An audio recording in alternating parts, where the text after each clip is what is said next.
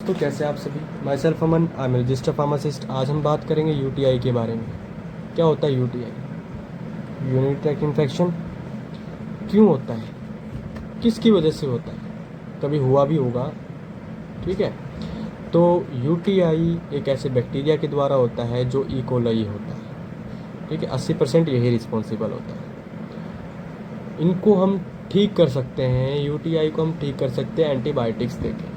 मगर आज के टाइम पे लंबे समय से अगर कोई पेशेंट एंटीबायोटिक लेके आ रहा हो, लेता आ रहा हो या फिर कंज्यूम कर रहा हो, तो उसकी वजह से बैक्टीरिया के अंदर ड्रग रेसिस्टेंस हो गई। मतलब कि ये है कि उसको घंटा फर्क नहीं पड़ता किसी भी तरह की हम एंटीबायोटिक्स ले लें, वो मरेंगे नहीं। उन्होंने अपनी इम्यूनिटी इस तरह की बना ली है। ये मोस्ट कॉमन फीमेल्स में होता है, मेल्स में भी होता है। ठीक है जी। तो आप जैसे जानते ही है इंडिया के अंदर है भाई, ऐसा प्रोसेस चली आ रही है, ऐसा चलता ही आ रहा है कि कुछ भी हो जाए, छोटा सा फीवर हो जाए या छोटे से या कोई खांसी जुकाम हो जाए तो हम एंटीबायोटिक्स ले लेते हैं। मगर ऐसा नहीं करना चाहिए, हमें नहीं लेनी चाहिए ज़्यादातर एंटीबायोटिक्स। जिसकी वजह से क्या होता है, बैक्टीरिया रेसिस्ट कर लेता है कि फर्दर कोई सीवियर इन्फेक्शन हो जाए तो वो काम ही नहीं करेगी। ठीक है, तो इस वजह से इन सभी को ध्यान रखते हुए इंडिया ने एक नई ड्रग का डिस्कवर किया है और यूएस में भी उसका अप्रूवल मिल चुका है, जिसका नाम जेनिच है। ओके, इसको हम विस्तार से जानेंगे। दूसरा, अब यूटीआई पे ही आ जाते हैं। यूटीआई के सिम्टम्स क्या है, इसके कॉजेज़ क्या है, ये क्यों होते हैं? ये होते हैं भाई अगर हम साफ़ सुथरे ना रहें। दूसरा, अगर हम यूरिन को लंबे समय से रोक के रखें। तीसरा, पानी हम प्रॉपर अमाउंट में ना पिए। प्रेगनेंसी में, डायबिटिक्स में, कैथेटर यूज़ किया हो। ठीक है, कैथेटर्स उसे बोलते हैं जैसे ऑपरेशंस होते हैं, जैसे पेशाब की थैली लगाई जाती है। ठीक है, उन सभी को कैथेटर्स बोलते हैं। और किडनी स्टोन हो। ठीक है भाई, ये तो है इसके कॉजेज़, उनको हो सकता है, ऐसे ना करें।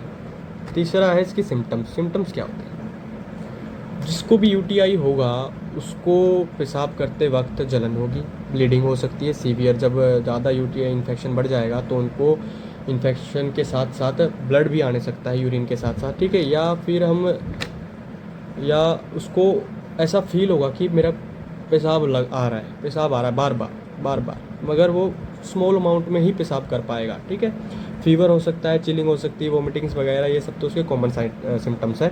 ठीक है, अब आ जाते हैं हम जाइनिच के ऊपर। चलो दिखाते हैं आपको अपन जाइनिच। जाइनिच मेडिसिन।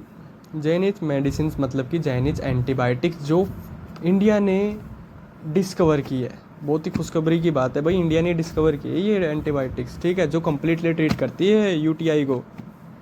किसके द्वारा डिस्कवर की है? ये वर्क हार्ट कंपनी के द्वारा। ये इंडिया की कंपनी है और इंडिया ने अप्रूवल दिया है इस मेडिसिन को 27 मई 2026 को। किसके द्वारा? सिडिस्को के द्वारा, central drug standard control organisation के द्वारा। ठीक है, और यूएस ने भी अप्रूवल दे दिया है, US food and drug administration ने। कब? 30 मई 2026 को। जाइनिच कॉम्बिनेशंस में आती है। ठीक है, कॉम्बिनेशन किस किस का? सिफिम्पिम प्लस में जाइडोबैक्टम। सिफिम्पिम क्या होती है? 4th जनरेशन स्फेलोस्पोरिन से बिलोंग करती है और ये इनहिबिट कर देती है बैक्टीरिया की सेल वाल। बैक्टीरिया के ऊपर एक ऐसी सेल वाल होती है जिसकी सिंथेसिस ये सिफिम्पिम कर रोक देती है, जिससे बैक्टीरिया की मौत हो जाती है। दूसरा आ जाता है जाइडोबैक्टम। जाइडोबैक्टम क्या होता है? ये बिलोंग करते हैं बीटा लैक्टमेज इनहिबिटर से। बीटा लैक्टमेज इनहिबिटर क्या होते हैं?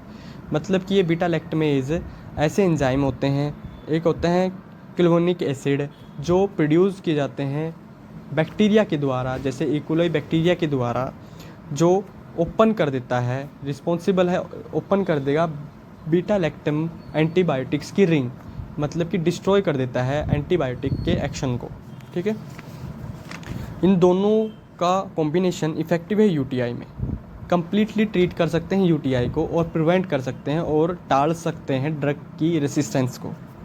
ठीक है, दूसरा, इसको हम यूज़ कर सकते हैं 7 से 8 दिनों तक, हर एक 8 घंटों के अंदर। आईवी हम इसको देते हैं, ओरली अब तक ये बने नहीं हैं। अब आ जाते हैं इसके पर्पस यही है कि हम इसको यूटीआई को कम्प्लीटली ट्रीट कर सकते हैं, प्रिवेंट कर सकते हैं ड्रग रेसिस्टेंस को, जो बैक्टीरिया प्रोड्यूस कर लेते हैं अपने अंदर ही। ठीक है, दूसरा, ये 89% इफेक्टिव पाया गया है। कॉमन साइड इफ़ेक्ट क्या निकल के आ सकते हैं? जीआईटी में इश्यू, मतलब कि पेट में इश्यू कर सकते हैं, डायरिया, कॉन्स्टिपेशंस भी कर सकते हैं, एलर्जिक रिएक्शंस भी कर सकते हैं। दूसरा न्यूरोटॉक्सिसिटी भी कर सकते हैं। न्यूरोटॉक्सिसिटी मतलब कि कन्फ्यूज़न, सीजर्स, अगर हम इसकी ज़्यादा मात्रा में लें या ओवरडोज लें तब कर सकते हैं अभी तक, ठीक है। और अवेलेबिलिटी ये इंडियन मार्केट्स में भी अवेलेबल होने लग रहा है आराम से। दूसरा FDA, US FDA मतलब कि US यूनाइटेड स्टेट में, यूनाइटेड किंगडम में भी ये आराम से धीरे धीरे एक्सपोर्ट किया जा रहा है। आज के लिए इतना ही, बाकी हम जानेंगे अगले लेक्चर में। जैसे जैसे इसके ऊपर रिसर्च होती जाएगी वैसे वैसे मैं आपको बताता रहूँगा। Thank you.